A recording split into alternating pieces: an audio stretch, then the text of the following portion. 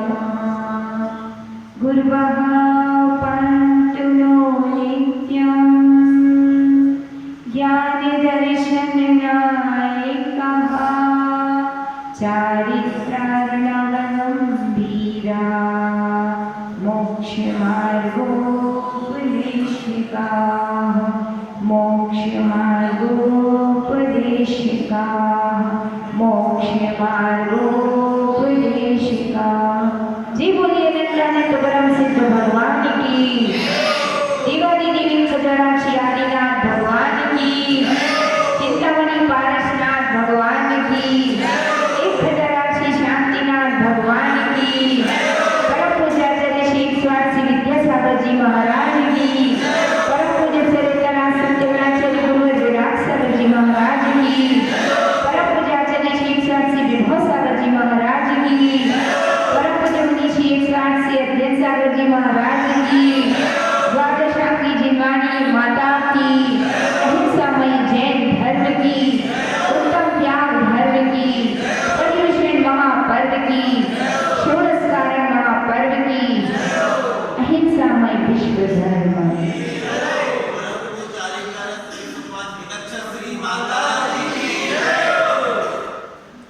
जयकारे में भी आनंद आता है पंडित जी ना, जोश आ जाता है ना, जैन धर्म के प्रति बहुमान है ना।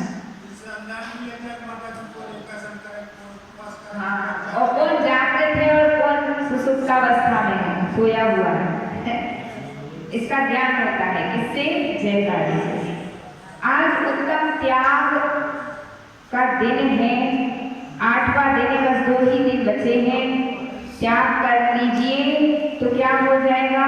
यह आत्मा भव समुद्र से पार हो जाएगा। अब त्याग किसका करना है और क्यों करना है? तो ध्यान रखिए, जो अपना है ही नहीं उसको हम त्याग कर भी सकते नहीं है। जबरदस्ती का परिग्रह लाद रखा है। कौन सा परिग्रह? 2 प्रकार का परिग्रह होता है, एक अंतरंग परिग्रह होता है और एक बहिरंग परिग्रह। बहिरंग परिग्रह तो कौन कौन से हैं? क्षेत्र, वास्तु, हिरण्य, स्वर्ण, धन, धान्य, दासी, दास, गुप्त, भान, है ना। और अंतरंग परिग्रह कौन कौन सा है? मिथ्यात्व और कषाय, क्रोध, मान, माया, लोभ और मिथ्यात्व। कितने हो गए? 4 और 1 5। हास्यादि 9 कषाय, 5 और 9 14। 14 प्रकार का क्या होता है? अंतरंग परिग्रह। हास्य, रति, अरति, शोक, भय, जुगुप्सा, स्त्रीवेद, पुरुषवेद, नपुंसकवेद, है ना। तो ये 14 प्रकार का अंतरंग परिग्रह। मिथ्यात्व भी क्या है? परिग्रह है। कषाय भी क्या है? परिग्रह है ना। परिग्रह ऐसा ग्रह है, ऐसा पिशाच है जो आत्मा को क्या करता है? भव समुद्र में डुबाता है। और जो इन परिग्रहों का त्याग कर देता है वह क्या होता है? हल्का हो जाता है। कितना हल्का? फूलों की तरह हल्का, है ना। यदि मान लीजिए आपका कुछ, आप इस धरती पर बैठे हुए हैं तो किस कारण से बैठे हुए हैं? गुरुत्वाकर्षण बल के कारण। किसके कारण? यदि गुरुत्वाकर्षण बल ना हो पंडित जी तो क्या होगा? थोड़ा सा विज्ञान का अध्ययन कर लेते हैं। यदि गुरुत्वाकर्षण बल ना हो तो क्या होगा? ये शरीर क्या हो जाएगा? धरती पर टिका नहीं रहेगा, आसमान में उड़ जाएगा। इस शरीर को धरती पर टिकाए रखने का काम किसने करा है? किसने किया है? गुरुत्वाकर्षण बल ने। यदि आप कल्पना कीजिए कि आपका वेट रुई के बराबर हो जाए, किसके बराबर? या पत्ते के बराबर या कागज के बराबर आपकी बॉडी का वेट हो जाए पंडित जी, तो क्या होगा? ये पंखा चलेगा तो आप यहाँ दिखेंगे नहीं, आप सब दूर उड़ते हुए नजर आए। फिर कनिष्का को पकड़ के लाना है ना। तो इसका मतलब है कि जब तक आपके पास वेट है, वजन है, तब तक आप कहाँ रहेंगे? इस संसार में रहेंगे।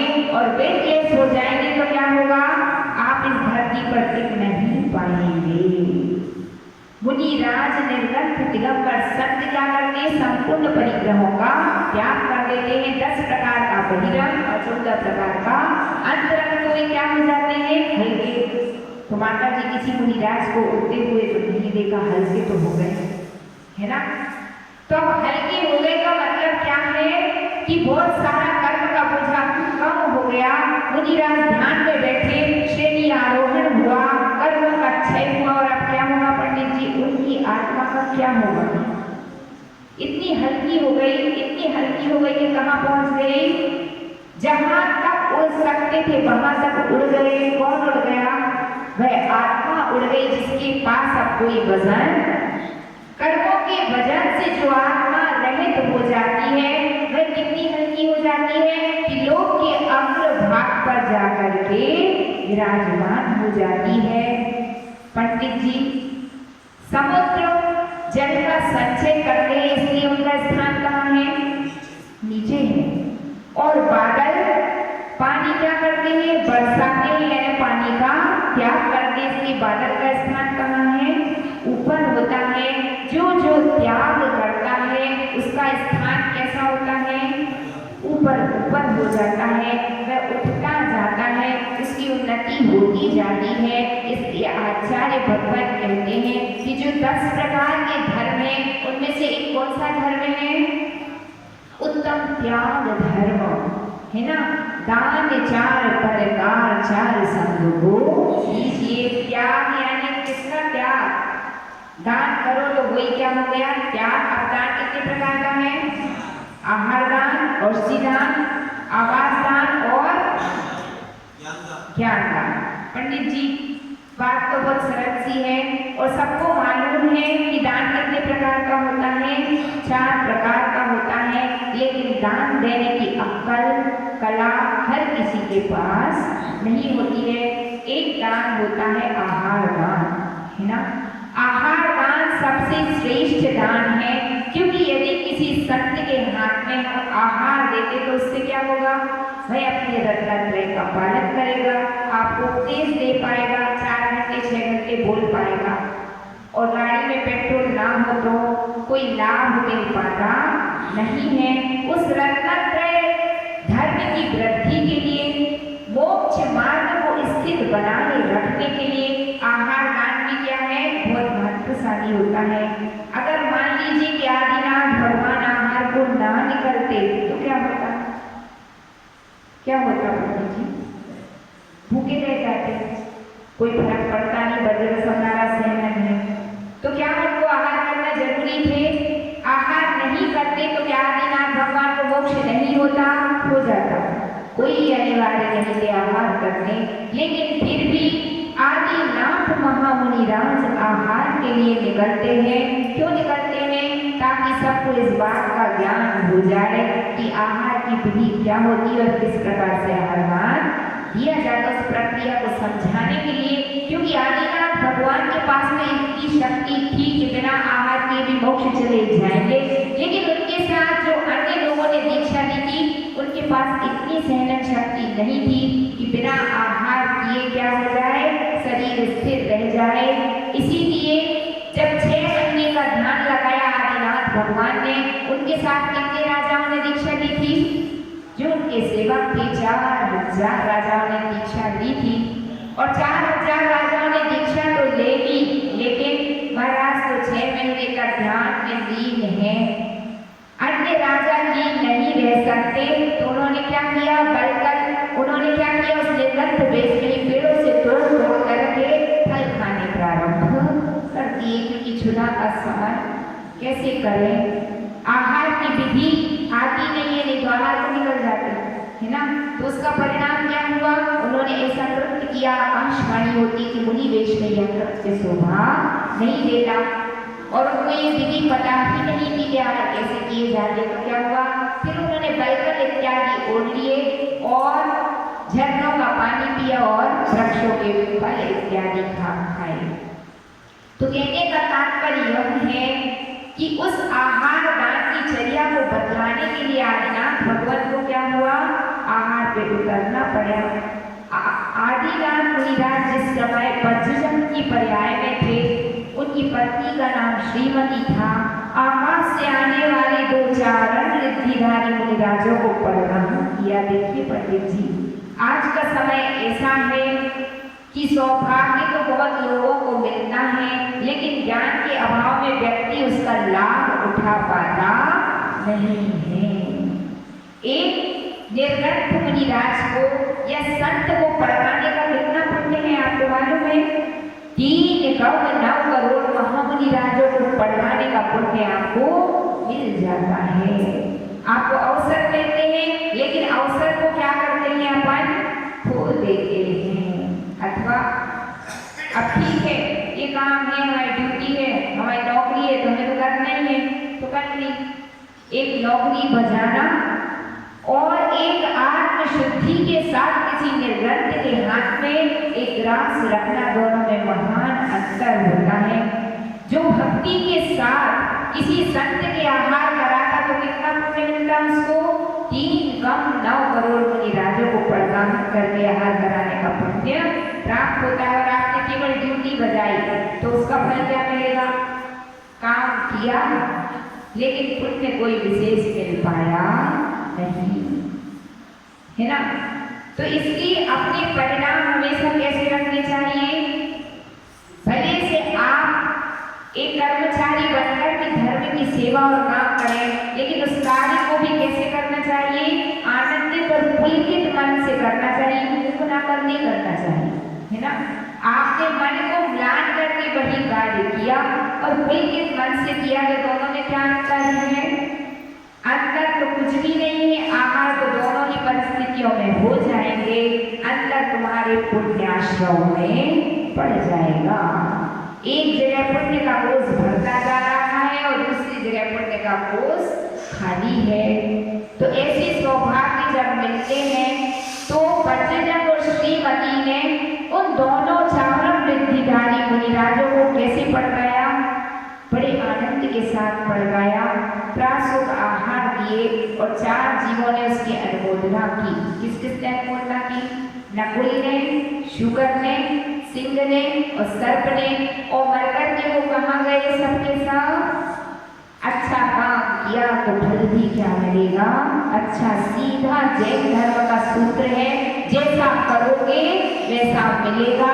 अच्छा करोगे तो अच्छा मिलेगा और बुरा करोगे तो बुरा मिलेगा।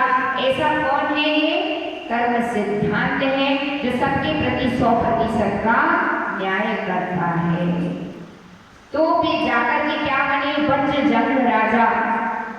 अनेक भवों को धारण करके क्या बनते हैं? प्रथम तीर्थंकर ऋषभदेव। उनकी पत्नी श्रीमती क्या बनती है? राजा श्रेयांस बनती है। और जो 4 जीव थे वो क्या बनते हैं? बाहुबली, भरत चक्रवर्ती, उनका सेनापति, इस और वृषभसेन उनका पुत्र। चारों ही पशु क्या बने? अगले भाव में उनके भी उस तीर्थंकर के कुल में उन्होंने जन्म लिया। तो किसका प्रभाव था यहाँ? आहार दान का। इसलिए आहार दान कोई छोटी वस्तु नहीं है। दूसरा होता है औषधि दान। दूसरा क्या होता है? औषधि दान। औषधि दान किसे कहते हैं? जो सत्पात्र रहते हैं उनको किस चीज का दान देना? यदि उनकी रत्नत्रय की साधना में कोई विघ्न आया है तो उनके हाथ में प्रासुक औषधि देना, ताकि उनकी रत्नत्रय की साधना में आया हुआ विघ्न क्या हो जाए? दूर हो जाए। वह कौन सा दान कहलाता है? औषधि दान। और औषधि दान किसने दिया था? श्री कृष्ण ने। किसने दिया था? किसको दिया था? श्री कृष्ण के समय में एक ऐसे निर्ग्रंथ मुनिराज हुए थे जिनका स्वास्थ्य क्या हुआ था? बहुत खराब हो गया। और श्री कृष्ण को जब इस बात का ज्ञान हुआ तो उनको बहुत दुख हुआ। उन्होंने औषधि से युक्त लड्डू बनवाए और घर घर पहुंचाए। और औषधि में 8 दिन तक वह औषधि लड्डू से मिश्रित महाराज को चली, जिसके परिणाम से उनकी काया क्या हो गई? निरोगी हो गई। और जब उनका स्वास्थ्य लाभ उनको हुआ तो उसका परिणाम क्या निकला पंडित जी? जैसे ही उनकी काया निरोगी हुई, सब और आनंद हो गया। और उस समय श्री कृष्ण के जैसे परिणाम थे, उन परिणामों से उनको कौन सी प्रकृति का बंध हुआ? तीर्थंकर प्रकृति का बंध हुआ। किसके प्रभाव से?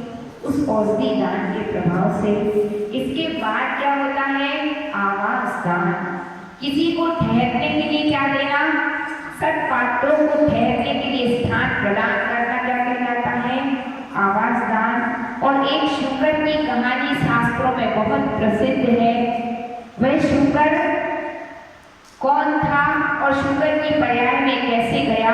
दो मित्र थे, दोनों की परस्पर में बहुत प्रीति थी और प्रीति के कारण उन्होंने मिलकर परस्पर में ऐसा निर्णय किया कि संतों के ठहरने के लिए हम क्या बनवाएंगे? एक धर्मशाला बनवाएंगे। धर्मशाला उन्होंने बनवा दी। एक मित्र तो जैन धर्म का अनुयायी था और दूसरा अन्य धर्म का। जो मित्र जैन धर्म का अनुयायी था वो तो कहाँ चला गया? कहीं बाहर, और वहां से निर्गत मुनिराज का आगमन हुआ। और जैसे ही महाराज का आगमन हुआ तो जो अन्य मती था उसने क्या किया? उसने उन मुनिराज को धर्मशाला से बाहर निकाल दिया। और बाहर निकाल दिया तो मुनिराज जाकर के वृक्ष के नीचे ठहर गए। उस वृक्ष के नीचे बड़े बड़े मच्छरों ने रात भर महाराज को क्या किया? दंश बसा। और महाराज की स्थिति बहुत खराब हो गई। जब प्रातःकाल वह जैन धर्म का अनुयायी मित्र वहां आया तो क्या हुआ? उसने देखा कि हमारे महाराज को इसने इतना कष्ट दिया, तो उसकी लड़ाई हो गई। किससे? अपने उस मित्र से जो जैन धर्म का अनुयायी नहीं था। और दोनों में इतनी लठा लठी और मारा मारी हुई कि दोनों का ही क्या हो गया? प्राणांत। और एक मरकर के क्या बना? सिंह की पर्याय में गया और दूसरा मरकर के शुकर की पर्याय में गया। क्योंकि लड़ाई जब हुई तो दोनों के ही परिणाम क्या थे? संक्लेशित थे, मारने कूटने के थे। त्रेंच पर्याय को प्राप्त कर लिया। अब किस्मत देखिए कुछ ऐसी थी कि वे मुनिराज जाके एक गुफा में ध्यान कर रहे थे। और वह किसकी गुफा थी? उस सिंह की गुफा थी। किसकी गुफा थी? सिंह की। और शुकर ने देखा कि मुनिराज क्या कर रहे हैं? ध्यान। शुकर तो मुनिराज का पूरा भाव का क्या था? भक्त था। और सिंह क्या था? उनका बैरी था। अब दूर से ही शुकर ने देख लिया कि कौन आ रहा है? सिंह आ रहा है। और ये क्या करेगा? इसकी गुफा में मुनिराज बैठ के ध्यान कर रहे तो महाराज को खा जाएगा। शुकर के मन में क्या जग गई? दया जग गई और पूर्व भाव का जाके स्मरण हो गया। उसके अंदर में भक्ति उमड़ी और जैसे ही शेर आया शुकर ने अपनी पूरी ताकत लगा दी, शेर के साथ युद्ध किया और शेर मरण को प्राप्त हो गया। देखिए ऐसा कभी होता है कि शुकर से सिंह मारा जाए, उल्टी कहानी। जहाँ भक्ति होती है, भक्तामर स्तोत्र में क्या लिखा कि एक मृगणी हिरणी जो रहती है वह क्या करती है? अपने बालक की रक्षा के लिए सिंह से मुकाबला करने को तैयार हो जाती है। तो शुकर के हृदय में भी निर्गत मुनि के प्रति क्या थी? अत्यधिक भक्ति थी। भक्ति के प्रभाव से क्या हुआ? उसने अपनी पूरी शक्ति लगा दी और सिंह से मुकाबला किया और सिंह के प्राण हो गया। मर करके शुकर तो स्वर्ग में गया और सिंह मर करके नरक में गया। तो शुकर ने कौन सा अच्छा काम किया था? यदि मुनिराज ठहरे हैं तो उसने उनको क्या किया? आवास दान, ताकि आप निर्विघ्न अवस्था में यहाँ ही विराजमान रहें। आपके नगर में कोई निर्गंथ संत आए तो कभी ये मत कह देना क्या कि हमारे यहाँ ठहरने को स्थान नहीं है। स्थान ना हो तो अपने घर का एक कमरा खाली कर देना, है ना। लेकिन कभी यह ना कहना पड़े कि महाराज स्थान नहीं है, अनुकूल नहीं लगेगा तो महाराज तो स्वयं ही क्या कर जाएंगे? विहार कर जाएंगे। लेकिन कभी भी अपने मुख से ना बोलना नहीं चाहिए, अन्यथा अपने को कितने पाप कर्म की उपार्जना होती है। चौथा दान कौन सा होता है?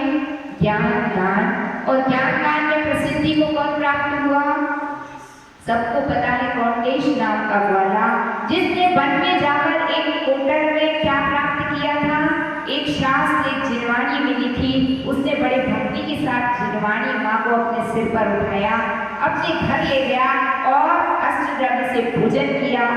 उनके घर, उसके नगर में जब क्या आए, गांव में एक निर्गंध मुनिराज तो उनको क्या किया, शास्त्र को भेंट कर दिया और शास्त्र दान के प्रभाव से वे कौंडेश वाला आगामी भवों में क्या बना, आचार्य कुंद देव। क्या बना, आचार्य कुंद देव बना। तो दान की महिमा तो शास्त्रों में बहुत गाई गई है, जितनी भी गाई जाए उतनी ही क्या है, कम है। इस हाथ दीजिए, उस हाथ दीजिए, खाया होया नहीं गया।